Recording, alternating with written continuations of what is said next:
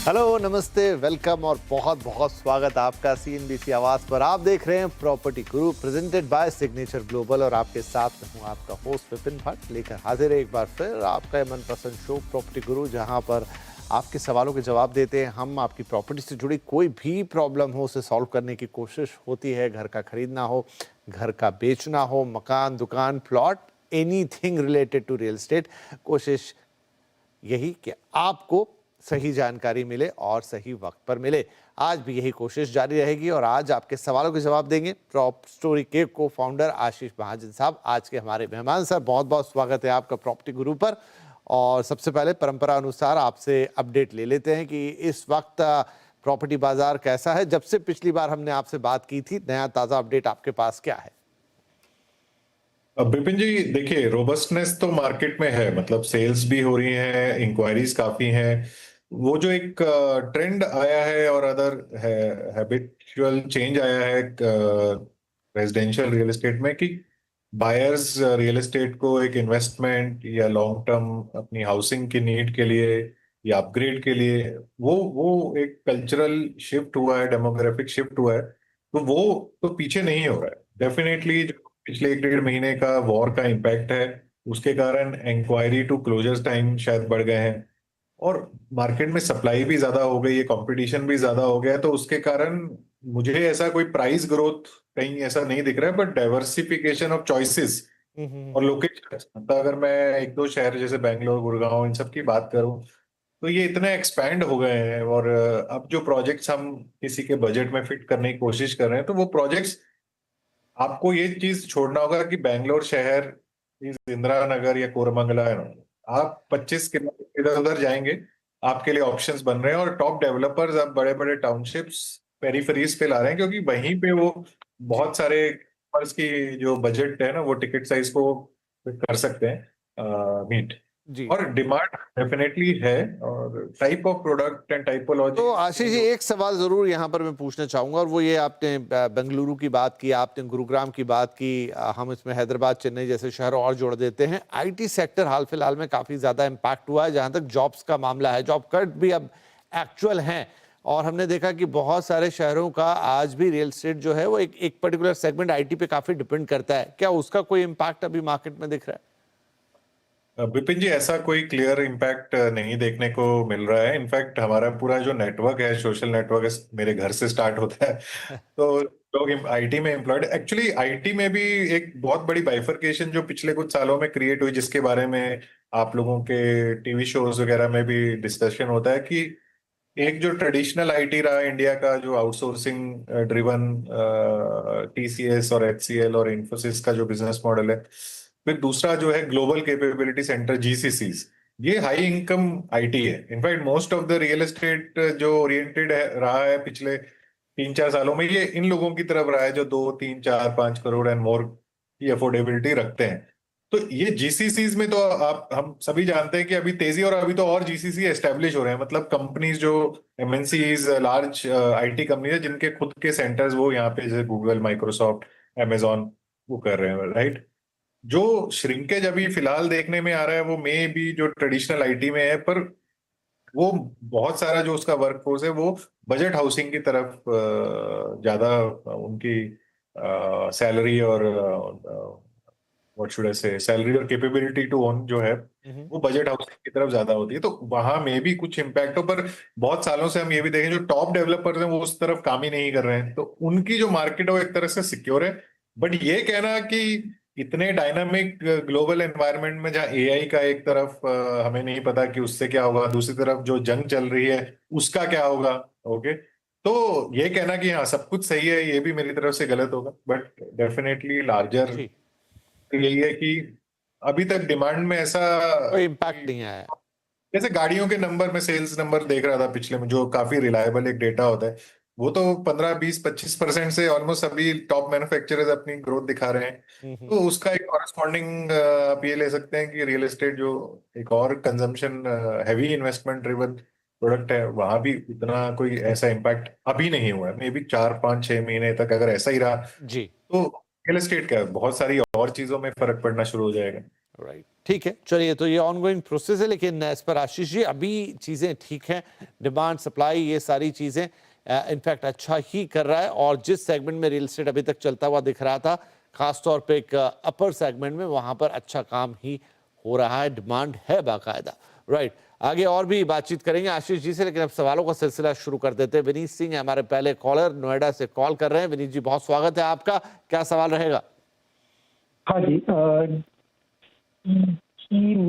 मेरा क्वेश्चन आशीष जी से ये है कि मैंने एक फ्लैट बुक करा था, ये यमुना एक्सप्रेस वे सेक्टर 25 में है, स्पोर्ट सिटी में। इंपीरियल प्राइड विले नाम से है ये डेवलपर का जो प्रोजेक्ट है। ये एक्चुअली ये 4 BHK है। ये मैंने 2023 में करा था बुक, और अभी इस साल के एंड तक ये पोजीशन ये लोग ये देने की बात कर रहे हैं। तो मैं ये समझना चाह रहा था कि मुझे मतलब कि पोजीशन के टाइम पे निकल जाना चाहिए, कि इसको मैं होल्ड करूं, जिस पे मैं ये सुझाव। विनीत जी, आपकी बात से ये लग रहा है कि ये प्योरली आपने इन्वेस्टमेंट पर्पज से लिया था, राइट? हाँ जी, इन्वेस्टमेंट के लिए लिया था मैंने। ठीक है, तो आशीष जी, ये है इम्पीरिया प्राइड विले और यमुना एक्सप्रेसवे सेक्टर 25। इनका कहना 3 साल पहले इन्होंने बुक किया था। अच्छी बात तो ये है कि इनको पोजीशन मिलने जा रहा है करीब 1.4 CR का। अब सवाल ये कि इन्वेस्टमेंट था प्योर, तो बस पोजीशन के साथ निकल जाएं या थोड़ा और रखेंगे तो अच्छा प्राइस मिलेगा? विपिन जी, मेरा एडवाइस तो इसमें यही रहेगा कि अभी इसको होल्ड करना चाहिए। जेवर एयरपोर्ट के कारण ही जो एक्सप्रेस वे पे गतिविधियां हुई हैं रियल एस्टेट में बहुत सारी, उस वही ड्राइवर रहा है, और वो एयरपोर्ट तो अभी जस्ट ऑपरेशनल हुआ है। दूसरी चीज है, जो प्रॉपर नोएडा के टॉप सेक्टर्स या इसके जो क्लोजेस्ट नोएडा का सेक्टर 150, वहां के रेट्स अब 12, 13, 15 हजार तक भी छू रहे होंगे। तो ये इन्होंने अगर 7-8 हजार पे बुक किया है तो there is a good catch up there. बस इनको ये ध्यान रखना चाहिए कि प्रोजेक्ट कंप्लीट हो रहा है, और कंप्लीट करके पोजीशन लेके रेंटल का वो ट्राई कर सकते हैं, मे बी अभी काफी फ्यूचरिस्टिक हो। बाकी दिल्ली एनसीआर में ये डेफिनेटली ये ट्रेंड रहता है कि बहुत लोग पोजीशन के टाइम पे निकलते हैं और फिर कुछ और अपॉर्चुनिटी ढूंढते हैं। सिमिलर बजट में सिमिलर साइज की अपॉर्चुनिटी मिलना तो ऑब्वियसली इम्प्रैक्टिकल होगा। ये कुछ तरह के प्लॉट्स या थोड़ा छोटा और कोई अपकमिंग अपार्टमेंट देख सकते हैं जहां इनको कुछ ज्यादा प्रॉमिस दिखे। अदरवाइज अगर होल्डिंग कैपेसिटी है तो इसको होल्ड करने में अच्छा ही रहेगा, क्योंकि थोड़े बड़े अपार्टमेंट कम बजट में लोग ढूंढ ही रहे हैं, और आज की डेट में उनको नोएडा प्रॉपर में मिल नहीं रहा है, तो इधर की तरफ ट्रैफिक बनेगा ही आने वाले समय में। बिकॉज ये सारे सेक्टर जो है वो एक्सप्रेस वेज से कनेक्टेड हैं, इनकी कनेक्टिविटी तो काफी अच्छी है। जी, आगे बढ़ते हैं। अगले कॉलर है मिस्टर महावीर सिंह, और कॉल है फरीदाबाद से, एनसीआर से। महावीर जी, स्वागत है आपका, सवाल क्या रहेगा आज? तो मेरा एक इन्वेस्टमेंट का प्लान है भूमिका ग्रुप में, ओके, सेक्टर 114 फरीदाबाद। बढ़िया है जी। शहर का है, अभी प्री लॉन्च में है, 65,000 रुपये गज के रेट है, ओके, और 3 साल बाद पोजीशन मिलेगी 2029 में। अच्छा, ठीक है। इसकी 2 चीज जानने से, तो भूमिका ग्रुप डेवलपर कैसा है, और दूसरा अप्रिसिएशन की कितना होने को उम्मीद है। ठीक है जी।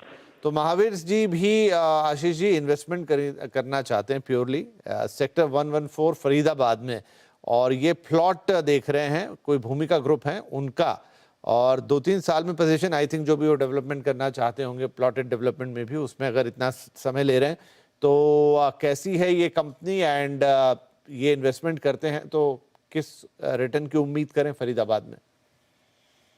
विपिन जी, पहली बात तो भूमिका ग्रुप राजस्थान से बैकग्राउंड है इनका। इन्होंने राजस्थान में काफी काम किया हुआ है। वहां से दिल्ली एनसीआर में बिजनेस अपॉर्चुनिटी ढूंढते हुए आए हैं, और ये फरीदाबाद में ये प्रोजेक्ट लाना चाह रहे हैं। इन्होंने प्री लॉन्च वर्ड यूज किया, तो मेरे ख्याल से इसका अभी प्रोजेक्ट वगैरह नहीं आया होगा। हाउएवर मैं अपने रिसेंट इंटरेक्शन से बता सकता हूँ, मैं फरीदाबाद में था, जो कि मैंने कई कई मे भी 2 डेकेड के बाद मैं फरीदाबाद गया हूँ, क्योंकि दिल्ली एनसीआर में गुड़गांव और नोएडा की बात की जाती है और किसी शहर की ज्यादा बात होती नहीं। ये भी गाजियाबाद की होती है वो थोड़ा बहुत, बट अगेन गाजियाबाद भी मैं उतने अच्छे से नहीं जानता हूँ। तो but I was invited for a project launch Faridabad में, और एक काफी एस्टेब्लिश्ड प्लेयर ने वहाँ पे प्रोजेक्ट लॉन्च किया, and I was surprise road connectivity वगैरह बहुत अच्छी है फरीदाबाद की। क्यों फरीदाबाद एक पुअरर कजन रह गया, क्योंकि पहले तो वो एक इंडस्ट्रियल टाउन था, लेकिन जो आईटी फाइनेंस सेक्टर्स हैं वो गुड़गांव और नोएडा की तरफ एस्टेब्लिश हो गए, और ये दोनों शहरों ने ज्यादा अपॉर्चुनिटीज ऑफर करी, और फरीदाबाद इन दोनों के बीच में पड़ता है और ये निगलेक्ट रह गया। हाउएवर निगलेक्ट रह गया, इसीलिए आज प्रॉपर्टी के दाम वहाँ कम है। आज ये 65,000 की बात कर रहे हैं सेक्टर 114 में। मैं जिस प्रोजेक्ट की बात कर रहा हूँ, नियोलिव ग्रुप ने वो लॉन्च किया सेक्टर 99 में, that is 2 lakh plus square feet पर स्क्वायर यार्ड। तो ऑलमोस्ट 3x का डिफरेंस है। मैं एग्जैक्टली लोकेशन के बारे में नहीं बता सकता, लेकिन फरीदाबाद कहाँ से गेन कर रहा है कि एक तो जो प्राइस का डिफरेंस है बिटवीन दिल्ली, गुड़गांव, नोएडा एंड फरीदाबाद, ये तीनों शहर बहुत ही एक्सपेंसिव है वर्सेस फरीदाबाद जो उतना कॉस्ट में उतना वो नहीं। Only thing is connectivity. अब कनेक्टिविटी को इम्प्रूव करने के लिए यहाँ पे एक्सप्रेसवेज हैं, और ये जो दिल्ली मथुरा का हाईवे है वो अपग्रेड हो रहा है, तो ये एक्सप्रेसवे के थ्रू आप गुड़गांव, नोएडा से कनेक्ट हो सकते हैं। और आपके अगर प्राइस में इतना डिफरेंस आ रहा है और आप गुड़गांव में नहीं अफोर्ड कर पाते या नोएडा में नहीं कर पाते हैं, तो आप फरीदाबाद में देख सकते हैं। आप अपनी कनेक्टिविटी का ध्यान रखें, और अगले 8-10 साल का व्यू ही हमें लेना चाहिए रियल एस्टेट में इन्वेस्ट करने से पहले, कि हाँ कि ये शहर भी एक प्रॉमिसिंग शहर बन सकता है। क्योंकि ऐसा तो है नहीं कि हरियाणा गवर्नमेंट फरीदाबाद की तरफ काम ही नहीं करना चाहेगी, क्योंकि सिर्फ एक ही शहर को के ऊपर फोकस करने से भी सरकार का बेनिफिट नहीं है। तो डेफिनेटली आने वाले सालों में through different modes I think Faridabad will get connected better, तो दे कैन गेन। बट हाँ, प्रोजेक्ट में इन्वेस्ट करने से पहले उसकी प्रॉपर जांच करें, उसके पेपर्स वगैरह ध्यान से देखें, और पेमेंट प्लान्स वगैरह देखें कैसा है। बाकी तो ऐसे सच प्लॉट्स हमेशा ही अट्रैक्टिव रहे, और इनफैक्ट मुझे लगता है कि अपार्टमेंट्स में इतनी सप्लाई होने के कारण जी प्लॉट समथिंग दैट हर शहर में अब वापस से दे आर गेनिंग फेवर, जबकि प्लॉट एक रीजनेबल प्राइस का प्लॉट शहर के बाहर ही मिलता है। पर प्राइस डिफरेंशियल इतना ज्यादा है और एक आदमी को अपने छोटा घर नहीं हो रहा है, तो वो प्लॉट में लेके अपना घर बनाता है। और गुड़गांव सॉरी हरियाणा स्टेट में वैसे भी प्लॉट्स बहुत सारे जो है वो एक व्हाट शुड आई से एक प्लॉट के ऊपर स्टिल्ट +4 की कंस्ट्रक्शन हो सकती है, जो इनफैक्ट एक डेवलपर बाद में टेकअप कर सकता है, या एक छोटे प्लॉट पे वो 4 स्टोरी बना के बेच सकता है। तो इस तरह से वहां पे प्लॉट्स में इन्वेस्टमेंट करी जाती है। आप खुद ही एक बनाना शुरू करें, 1-2 फ्लोर आप रखें और 2 बेच दें, तो ये बहुत नॉर्मल है। और हरियाणा सरकार की इस पॉलिसी पे अभी कुछ सवाल उठे थे, लेकिन अभी I think it is clear कि गुड़गांव छोड़ के बाकी हरियाणा के शहरों में ये हो सकता स्टोरी वाला हो सकता है। जी तो वो बेनिफिशियल ये है। डेफिनेटली फरीदाबाद लैग करता है नोएडा और गुड़गांव से कई चीजों में, क्योंकि एम्प्लॉयमेंट नहीं। राइट रागी राइट। चलिए इसी के साथ हमारे लिए वक्त हो गया एक छोटे से ब्रेक का।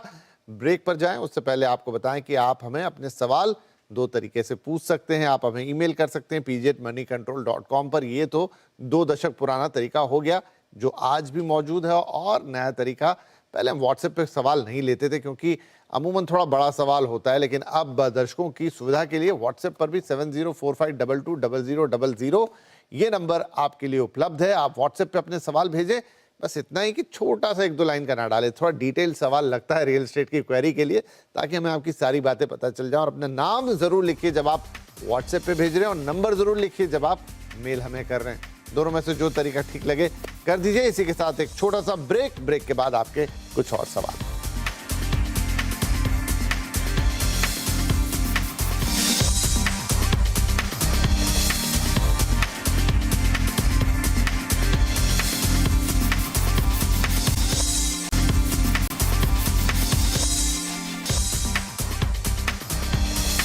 वेलकम बैक CNBC आवाज पर। आप देख रहे हैं property Guru presented by signature global, और आपके साथ में विपिन भट्ट, और हमारे साथ बने हुए हैं आशीष महाजन साहब जो कि आपके सवालों के जवाब दे रहे हैं। Now the next collar is mister Tanish Shah जो कि ठाणे से यानी MMR से हमें फोन कर रहे हैं। तनीश जी बहुत स्वागत है आपका। आज क्या मदद करें हम आपकी? सर जी हमारा एक फ्लैट है उल्वे में, किंगस्टन में जी जी, और वो अभी हम लोग ने अभी रेंटल पे दिया हुआ है, which is around 35,000 per month. Good. तो हम लोग को ये प्लान था, ये हम लोग ने 2015 में बाय किया था। तो अभी वो फ्लैट को अभी रखें या उसको सेल आउट करके वो अमाउंट जो है म्यूचुअल फंड में इन्वेस्ट करें, so that we can get more than the rental amount. और आगे फ्यूचर में कोई एप्रिसिएशन का चांस है क्या उल्वे में? अच्छा, ये आपने जो घर खरीदा था, मैं जस्ट आपसे पूछना चाह रहा हूँ, कितना अप्रिशिएट हुआ अभी तक? Sir ji, it was bought at around 65 lakh, तो अभी 1 करोड़ 25 का मार्केट वैल्यू चल रहा है। ओके, और ये आपने खरीदा था 2015 में? जी जी जी। 10 साल में 65 लाख से करीब करीब 1.25 करोड़ ये हो गया, और 35,000 रुपए आपको किराया भी मिल रहा है। राइट, बहुत बढ़िया, Yes, बधाई yes, आपको। yes. लेकिन आपका जो सवाल था वो भी इंटरेस्टिंग है, आशीष जी से जानना चाहते हैं। आशीष जी, तो बड़ा इंटरेस्टिंग सवाल है। देखिए, इन्होंने इस फ्लैट से जो पाना था वो पा लिया। 10 साल में अगर 65 लाख का 1.25 करोड़ या उससे ऊपर हुआ तो नॉट अ बैड इन्वेस्टमेंट। और जैसा अभी आपने थोड़ी देर पहले नोएडा के लिए कहा कि एयरपोर्ट तो अभी वहाँ आया है, यहाँ पर भी एयरपोर्ट अभी आया ही है। उल्वे तो जाना ही एयरपोर्ट के लिए गया, नवी मुंबई एयरपोर्ट के लिए। और 35,000 रुपये की रेंटल वैल्यू, जो कि मैं कहूँगा कि ठीक ठाक है 65 लाख के घर में जो मूल इनकी निधि थी उस पर। लेकिन इनका सवाल इंटरेस्टिंग है, कह रहे हैं कि क्या अब ये जो 35,000 रुपये किराया आता है इसको बेच दें, इससे छोड़ दें और इसको पैसा को वो डाल दें म्यूचुअल फंड के अंदर, तो क्या इन्हें ज्यादा बेहतर रिटर्न मिलेंगे? अच्छा सवाल है, इंटरेस्टिंग भी है।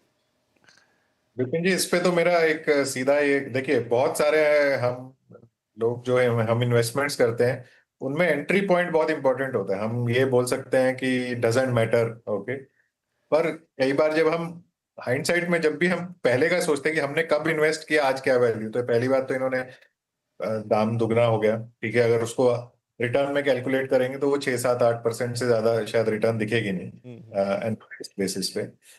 पर अगर मैं अपने 65 लैक्स की जगह, चलिए मैं 1 करोड़ मान लेता हूँ कि मेरा एवरेज इन्वेस्टमेंट इसमें 1 करोड़ रहा, और इनको एक एश्योर्ड रिटर्न 4% की उस पर मिल रही है, मतलब 4.2 लैक्स उनका साल का रेंट है। पहली बात, इनको कोई म्यूचुअल फंड क्या एश्योर्ड रिटर्न देगा नहीं, बस बस इशू तो है। सेकेंडली, स्टॉक मार्केट्स का बिहेवियर काफी वॉलेटाइल रहता है। तो या तो मेरा सजेशन ये रहेगा, जो 35,000 रुपीज इनको मंथली आ रहा है उसको आप एसआईपी में डाल दीजिए, ओके। तो आपकी जो rate है वो एक एक अच्छे तरीके से स्टॉक मार्केट्स में जाती रहेगी।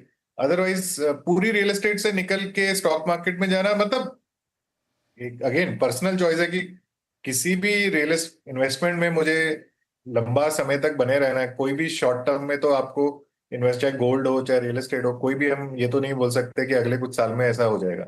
लेकिन आपने जैसे एयरपोर्ट की पूरी स्टोरी प्ले करी है, it's a very nice large airport जो अभी और बढ़ रहा है।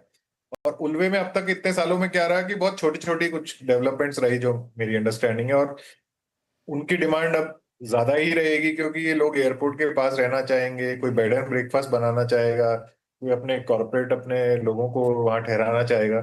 तो ये अच्छी जगह पे इन्होंने प्रोडक्ट ले रखा है। मे भी जो पुरानी तरह की सोसाइटीज है उनमें अप्रिसिएशन उतना ना है, पर ये कहना कि मैं उधर से निकल के म्यूचुअल फंड में डाल दूं, हर इन्वेस्टमेंट का एक अपना रिस्क पैटर्न होता है। और ये तो रियल एस्टेट में अभी काफी डी रिस्क हो चुके हैं, क्योंकि इन्होंने इन्वेस्ट किया, इनको एक प्रोडक्ट मिला जो रेंटल पे भी चला गया, और इट इज जिस दिन वो चाहे वो उसको बेच भी सकते हैं, मे बी 1-2 महीने में बिकेगा या थोड़ा टाइम में बिकेगा।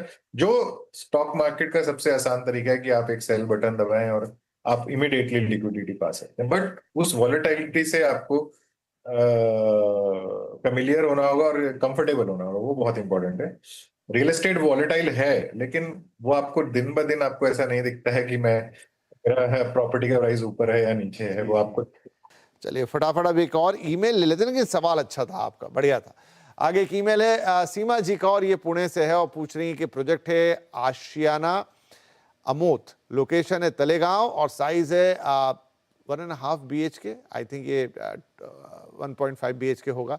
प्राइस है 1.25 करोड़ से ज़्यादा, और पोजीशन है जून में 2028 तक। इस प्रोजेक्ट और बिल्डर के बारे में थोड़ा राय जानना चाहती हैं। बुकिंग के वक्त कई तरह के वादे रहे, इनफैक्ट होते हैं, क्या हमें बुकिंग के समय कई तरह के वादे हैं, क्या हमें इस प्रोजेक्ट में और आगे बढ़ना चाहिए? राइट, तो एक इंक्वायरी जैसी है ये सर, तलेगांव में है, 1.25 करोड़ मुझे वहाँ के हिसाब से प्राइस थोड़ी सी ज़्यादा लग रही है, बट वेल एनीवे, डेवलपर कैसे हैं और क्या इन्हें जाना चाहिए, आगे बढ़ना चाहिए?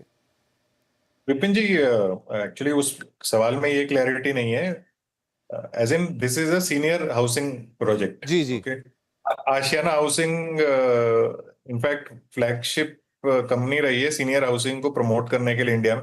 इनफैक्ट मैं इतने सालों से रियल एस्टेट से जुड़ा हूं और हमने कुछ साल पहले ही सोचा था कि सीनियर हाउसिंग बहुत बड़ा एक सेक्टर होना चाहिए, जो अभी तक अनफॉर्चुनेटली हमारा थोड़ा सोसाइटी ऐसी है कि हम सीनियर हाउसिंग को ओल्ड एज होम की तरह सोचते हैं, तो एक मेंटल ब्लॉक है। हाउएवर वो धीरे धीरे धीरे गेन कर रहा है, अपना एक फुटहोल्ड बना रहा है, और आने वाले सालों में ये और बड़ा होगा क्योंकि फैमिलीज छोटी होती जा रही हैं, डिस्टेंसेस लोगों के बीच के बढ़ रहे हैं, एल्डर्स को केयर चाहिए।